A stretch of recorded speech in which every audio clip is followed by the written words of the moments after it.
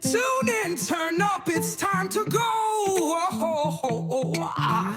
Deep talks and a crazy show. It's Toon Along, yeah, you know the name. Big ideas, fun and games. Hit that play, don't miss a beat. This is the podcast where we all meet.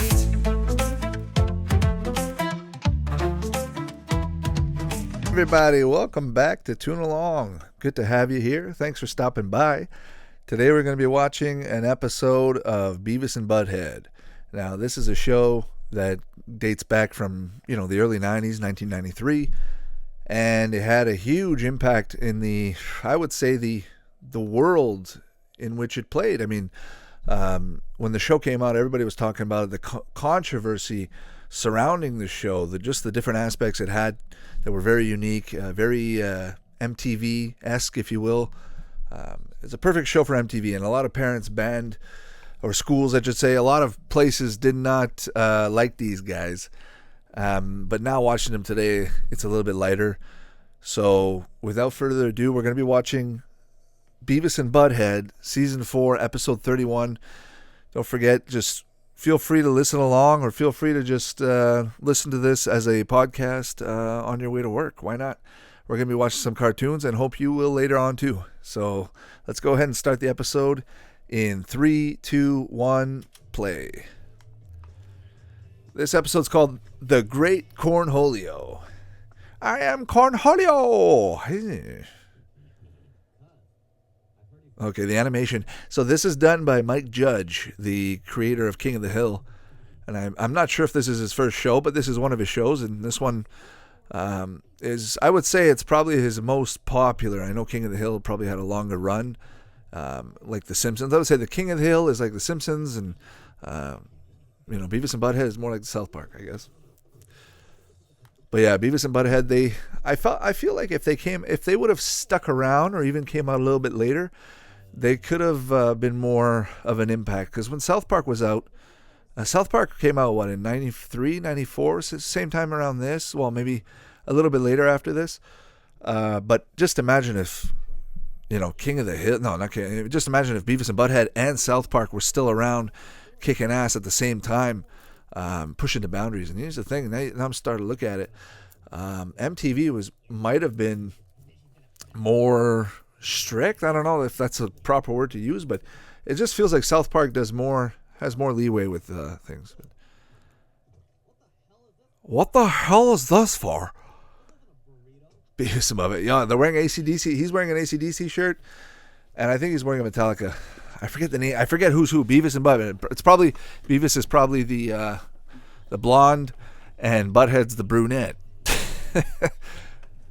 Yeah, the animation's pretty cool. I remember seeing online when I was looking around for various Nickelodeon, production cells, and I remember seeing a bunch of Beavis and Butt-Head ones, and the animation is very simple. I mean, it's its own unique style, if you will, and it merits its place. Like when you're watching this right now, this is very 90s, very, when I'm watching this, I'm thinking of, God, I'm trying to remember. It's been so long. But, when you're thinking of these shows, the 90s, the early 90s, you're thinking of Super Nintendo, right? You're thinking of NES. You're thinking of the simpler times, like Bill and Ted's Excellent Adventure. I'm thinking of stuff like that. TMNT, the original Ninja Turtles movies made by Jim Henson. Or I guess they used Jim Henson costumes. But just this show, And the Tom Green Show, for those of you who remember that, the old Tom Green Show where he would, he had some crazy stuff. He would do so much crazy stuff with his guests. And I feel like this is, actually, wasn't Tom Green? Yeah, Tom Green was on MTV. He got picked up by MTV. And I'm pretty sure at some point this was playing, and then Tom Green Show would have played right after. And then my dad would have turned it off, which made me want to watch even more. So I'm so glad that after all these years, I was able to find the show again and watch it. It doesn't have the same impact, like because it wasn't really there in my childhood. Very vaguely, I've played the video game. It's pretty fun, the video game. I remember you running around the school, trying to avoid the principal or something. But yeah, and then, yeah. Well, now I'm going back maybe in grade 1. So this band right here is Sausage. Just the perfect band. Were they invited to play or no? They're just playing their own thing and Beavis and Butthead are just commenting on it. Pretty sure that's what it is. Oh, okay, that guy, the hippie teacher, looks like a character from Daria. And you know what? Thinking of Daria, I just found out that Beavis and Butthead. So get this, okay? If you go to Wikipedia, I just read this earlier. A spin-off based on classmate Daria Dorfer premiered in 1997. Mike Judge was not involved at all except to give permission for use of the character. Created by Glenn Eicher and designed by Bill Peckman. The only reference to the original show is Daria's mentioning that Lawndale can't be a second Highland unless there's uranium in the drinking water here too. And that girl looks like Daria. Okay. Did you guys see that? That character back there? Doesn't it look like Daria? Are they trying to do it on purpose? And the reason I picked this episode is just because just the phrase, Cornholio. I remember that from, I was in kindergarten, grade 1, and there was a kid who was maybe in grade 2 or 3, and after school we would be in the gym and we'd be playing soccer, and he'd play goalie, and every single day I would play soccer with this kid after school. And he would always do these references like, I am Cornholio, or let's play frog baseball. Every time he's swinging, he's farting, and just putting his shirt like that. I remember so many people putting their shirt like that, and I remember just, what the fuck is that? What are they doing, And then I started doing it, because why not? Looks like fun. But, I just, seeing the references all these years later just brings back those memories from way back when you might not have been so aware of what these references were. These shows were older than you. You couldn't, for myself anyway, when this show came out, 93, 94, 95, up until 97, I was 7 years old by 97, right? So at the end of the, by the end of the show's lifespan, there's other stuff on. And don't forget that we're talking about an earlier time when you couldn't really go back and re-watch stuff. If you got it on VHS, you were lucky. Even then, not many people had seasons of cartoons that didn't air. If you had anything, you had VHS recordings.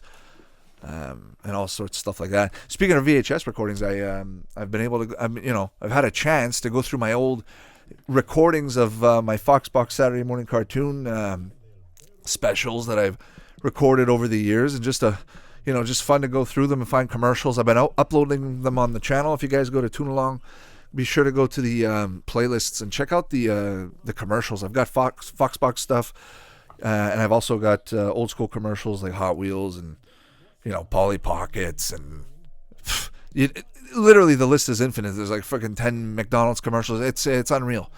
So go check that out and go live a little afternoon down memory lane. Why the heck not? Oh, here we go. That's Beavis, right? Now think about it. They got Metallica, and there's a Kiss shirt right there.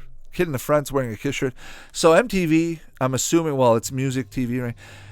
I'm assuming a lot of the copyrighted use of these bands was permitted because it is MTV, and that's why they made the cartoon. And maybe they made the cartoon because these aren't real people. If they would have put real people in this to interview the bands, it would have maybe have to have been some kind of maybe certain type of royalty, I don't know, or maybe a different kind of, but it's just cartoon characters talking about the bands that play music on MTV. So they're just showcasing more of their product, right?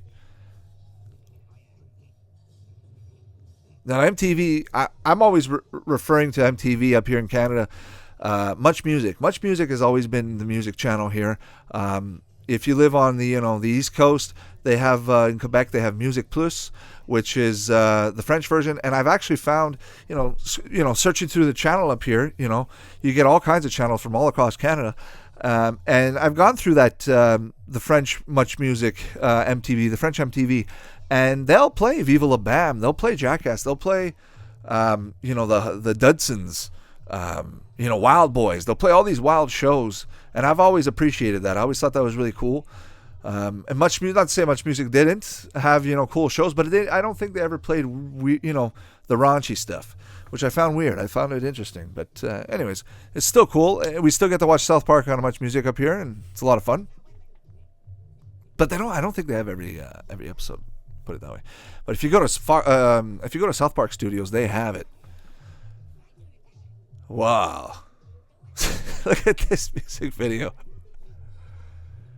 Oh, this is awesome.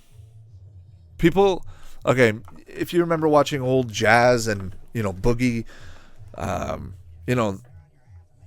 Motown days, if you watch those bands with their suits, the future generations are going to look back at this the same way. They're going to be like, oh, look at our grandparents, bunch of idiots.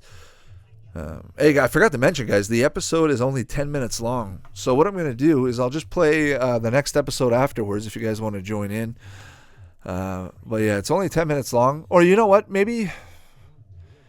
No, I thought about it. I'm going to do a little test because every time I've done 20-minute episodes, but I'm going to do a 10-minute episode, just a short one, a half one, and just leave it at that. I just want to see how it does, how the video does. It's the first time I do this. That principle is awesome. The principle reminds me of the guy that goes, "What? Those damn kids been whacking off in my tool shed again." What's that guy? The neighbor, right? It's that neighbor. It just reminds me of Hank Hill. That's all. Well, it is Mike Judge, and he does all the voices. He's got the... So, yeah, that's what I was going to say. Metallica, AC/DC, those shirts. They're just going to use them. There's no problem with that. Which is awesome. Imagine if you had that kind of availability for product placement. Who wouldn't love to make a cartoon and have Metallica and AC/DC and Kiss content all over the place? You definitely would have those fans watching the show. They'd be like, oh, these guys love my bands. Why not? I have a feeling in the future they're going to do something like that with Tenacious D. Tenacious D is a joke band. Like, they do a lot of jokes. But the thing is, I find they do really good music. I honestly find that a lot of people give them, they complain about them. They say, if they were to play real music, they could be good. No, they are really good. And who cares what they're singing? Whatever they're singing, they're giving it an emotion. They're giving laughter. People are laughing. People are feeling good. People are rocking. Their songs are rocking, honestly, with Dave Grohl playing it on the drums. Just imagine, Beavis and Butthead giving their take on Tenacious D, and and just modern day. That's in the episode. Just modern day, music. I'm sure they would have a blast. I think they did have a resurgence actually at one point. They might have been doing something like that where they just review the new stuff. Oh, there's a doctor. Oh, doctor, please help. 1994, Beavis and Butthead, 1994, MTV Networks. Wow, that was awesome. So that was called the Great Cornholio. I need pee-pee for my bunghole. Oh, what a great one. Oh, and just looking here on the Wikipedia, I'll just add a few more points here that I noticed. I just remember the show being, like I said, South Park-esque. Not really playing much in Canada. It might have been a thing with with much music or something. I don't know. But so when South Park played, I watched all those shows. But this show, I don't know. I knew about it. Always wanted to be into it. I've maybe seen an episode or two in total in my childhood, just because of the fact that it was so controversial. I remember actually watching an episode, and then Tom Green show comes on, and he'd be like, "Your parents smoke. You're going in the building. You're going in the just ridiculous stuff, for back then. I could understand why parents would be like, my kids are going to be doing drugs if they watch these shows. Today, it's fucking hilarious. It's genius. It's gold. And I think it's going to actually, I think it's like a fine wine. It's going to age well. People are going to get to enjoy a little bit later on in life. And there's going to be that generational thing where every generation is going to, go back and watch these shows because they were significant. A lot of people knew about them. And if they just bring them back, why not? Just enjoy it again and see what it can bring to the table. And I was just going to say on the Wikipedia page, they were saying Marvel Comics made I don't know if it's one issue or two issues, but they made a couple comic books for Beavis and Butthead. I'm assuming it would have been really crazy. It says here it was drawn by artist Rick Parker. And it was reprinted in Marvel UK. I'm just checking here quickly if there's anything. Ghost Rider comic. Nah, nothing there. I'm in the comic, so they only made one. Yeah, they only made one comic, which is still pretty cool, honestly, for a show like that. It'd be cool to see how much that comic's worth online. Actually, I'm going to take a look after this. And I'm just looking if there's anything else here. Yeah. So yeah, Mike Judge. Honestly, you don't see much of him. I mean, everybody talks about Seth MacFarlane. Everybody talks about Matt Groening or Matt Greening. I forgot how to pronounce his name. I always see it. Bat Groening. But just Mike Judge doesn't get enough praise, or maybe that's just the way he wants it. He just wants to be low key. But I remember if you look on YouTube or anywhere, I've only seen maybe one interview with him, like way back in the day with maybe Leno or Letterman. I can't remember. But way back, and I think what it is they just didn't want him in the spotlight. They thought maybe his show, or maybe parents didn't sit well with parents, so the demographic didn't really sit well with the viewership for. Yeah, if you play Beavis and Butthead, you're going to lose sponsorship. I don't know for back then, but yeah. So it's just cool to see that Mike Judge is going to age. It's going to age well. All these great shows he's made. I'm sure King of the Hill is great. It's a freaking awesome show. There's some if you're not going to watch the whole series, go on YouTube and just watch the best, top King of the Hill moments. Give it 20 minutes. Honestly, watch 20 minutes of the best moments. There are some really good jokes, really well written. And when you know the characters in the show, like when I used to watch, I'm talking about King of the Hill. I'm going to have to do an episode of King of the Hill, but let me just say, when I used to watch King of the Hill in the afternoon, I'm thinking like a Sunday afternoon, even a Saturday afternoon on Fox or Global in Canada, and you're watching King of the Hill, parts of it are really boring, but parts of it are really dramatic. There's actually a lot of story, and you feel the emotion with the characters. It's kind of sad, actually, in a lot of the episodes. Very sad, very dark. But when the jokes are there, you're laughing because it's almost like it hits you in the gut right in the perfect time. And I don't know. I just think not a lot of people gave it a shot. It was boring for them. It could have been a thing where maybe just not a lot of people gave it a chance, to watch. Like I said, it is tough to get into. If you're watching The Simpsons and you're watching South Park and you're watching Family Guy. Imagine watching Family Guy and then you got King of the Hill. King of the Hill is mellow. It's very mellow. The guys are just sitting outside drinking beer, hanging out in the front for most of the episode, just talking about their problems. Whereas Family Guy got people are jumping off the stairs, there's explosions. It's crazy, right? But no, King of the Hill is great, and Beavis and Butthead, what a great show. Thanks for stopping by, everybody. I'm going on and on. Yeah, I'm gonna watch another episode, but I'm gonna keep this one short and sweet and see how it goes. Go check out the podcast on Spotify, iTunes. You can find it anywhere. Just Google Toon Along and you'll find me. And all my content that I've put up. So yeah, have a good one, everybody. Stay safe. Hope everybody's doing good out there with the families and everybody.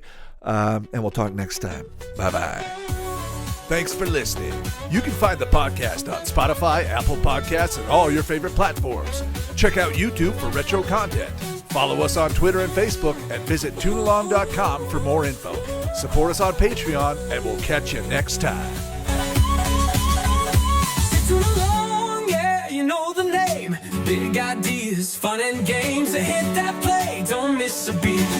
This is the podcast where